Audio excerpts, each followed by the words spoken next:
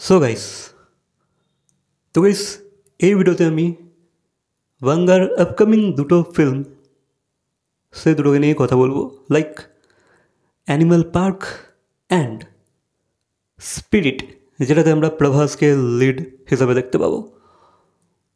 তো গাইস, যেমনটা কি শোনা যাচ্ছিল যে বাংলা প্রথমে তার অ্যানিমাল পার্কের শুটিং কমপ্লিট করবে, দেন সে স্পিরিটের উপরে কাজ করবে, ঠিক আছে। কিন্তু গাইস রিসেন্টলি এক সাক্ষাৎকারে বাংলা জানিয়েছে না, এটা ভুল কথা, আমি স্পিরিটের স্ক্রিপ্টের উপরে কাজ করা স্টার্ট করে দিয়েছি, আর আমাদের স্পিরিটের শুটিং আমরা এই অক্টোবর থেকে হয়তো আমরা স্টার্ট করতে পারি, ঠিক আছে, এই বছর অক্টোবর থেকে। তো এখানে আমরা জানতে পারছি যে ভাই সে কিন্তু অ্যানিমাল পার্ককে এখন একটু স্থগিত রেখেছে, ঠিক আছে, কারণ সে স্পিরিটের উপরে আগে কাজ করতে চাইছে। তো স্পিরিটের স্ক্রিপ্টের উপরে সে কাজ করা স্টার্ট করে দিয়েছে, আর আই থিঙ্ক তারা হয়তো অক্টোবর থেকে শুটিং স্টার্ট করে দেবে। তো গাইস তোমাদেরকে জানিয়ে রাখি, এই স্পিরিট মুভিটাতে যেমন কি আমরা জানি যে ভাই প্রভাস লিড করছে, দেন এই মুভিটা কিন্তু টি সিরিজ আর ভদ্রকালী ফিল্মসের আন্ডারে প্রডিউস করা হচ্ছে।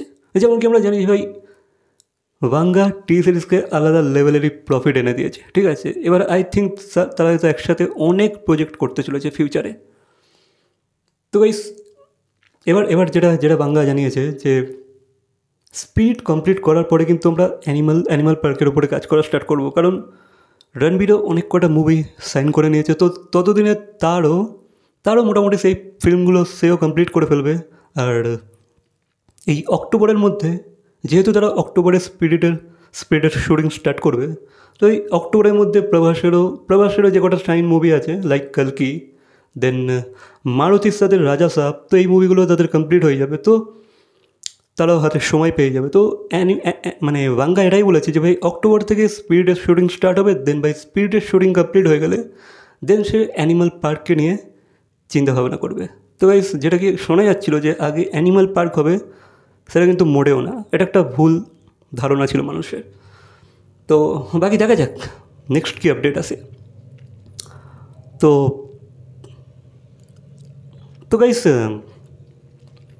আমার মনে হয় এটা ঠিকই, ঠিক আছে, কারণ অ্যানিমাল পার্কে কিন্তু একটু টাইম দেওয়া উচিত, কারণ যে লেভেলে অ্যানিমাল মুভিটা হিট করেছে, সাকসেস পেয়েছে, অডিয়েন্সের থেকে ভালোবাসা পেয়েছে, আই থিঙ্ক সেই মুভিটাকে একটু কিছুদিনের জন্য পোস্টপোন করা দরকার, ঠিক আছে, কারণ পাবলিকের মধ্যেও সেই ভাবনাটা তৈরি করার সময় দেওয়াটা উচিত যে ভাই হ্যাঁ অ্যানিমাল পার্ক দেখবো বলে। কারণ ভাই এই রিসেন্টলি হয়েছে কি না, তো আমার মতে বলে ভাই 2 বছর পরে আনলে কিন্তু এই জিনিসটা সব থেকে বেটার হবে, কারণ সে অ্যাক্টারও তাদের যে কটা প্রজেক্ট করছে তারাও কমপ্লিট করতে পারবে, তারাও হাতে টাইম নিয়ে এই ক্যারেক্টারগুলোর মধ্যে ঢুকতে পারবে, ঠিক আছে। আদারওয়াইজ কিন্তু তারা অনেক কটা কাজ একসাথে করতে থাকলে আই ডোন্ট থিঙ্ক ভাই এন্ড প্রোডাক্টটা ভালো বেরোবে।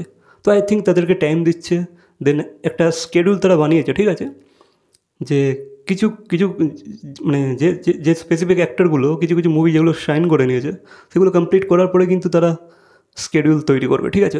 আমার মনে হয় এটা একটা রাইট ডিসিশন, একদম ঠিক করেছে।